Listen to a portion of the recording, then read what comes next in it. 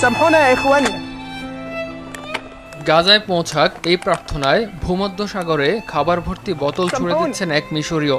সম্প্রতি এমনই এক ভিডিও ছড়িয়ে পড়েছে সামাজিক মাধ্যমগুলোতে।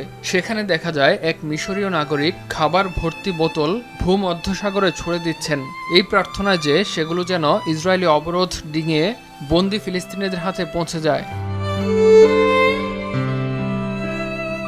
2016 সাল থেকে গাজা উপত্যকা ইসরায়েলি বাহিনীর অবরোধের মধ্যে রয়েছে। তবে 2025 সালের 18 মার্চ থেকে ইসরায়েল গাজার উপর আরোপ করেছে সম্পূর্ণ এবং কঠোর অবরোধ। জাতিসংঘ বলছে এই অবরোধের মাধ্যমে গাজায় মানবসৃষ্ট দুর্ভিক্ষ তৈরি করেছে ইসরায়েল। জাতিসংঘ ও বিভিন্ন মানবাধিকার সংস্থাগুলো ইসরায়েলের বিরুদ্ধে ক্ষুধাকে অস্ত্র হিসেবে ব্যবহারের গুরুতর অভিযোগ তুলেছে। জাতিসংঘের ভাষ্যে গাজা বর্তমানে এক ভয়াবহ মানবসৃষ্ট দুর্ভিক্ষের সম্মুখীন, যার মূল কারণ দীর্ঘমেয়াদী অবরোধ।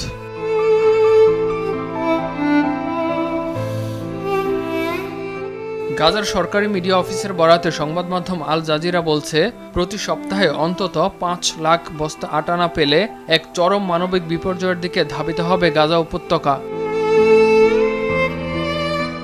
গাজার শিশুদের অবস্থা দিন দিন শোচনীয় হয়ে উঠছে। বিশেষ করে 5 বছরের কম বয়সী শিশুদের মধ্যে চরম অপুষ্টির হার আশঙ্কাজনকভাবে বেড়েছে। এই শিশুরা পড়ালেখা ও বেড়ে ওঠার সময়টাতে পড়ে আছে দুর্বল কঙ্কালসার দেহ নিয়ে, কখনো তাঁবুতে, কখনো বা হাসপাতালের বিছানায়।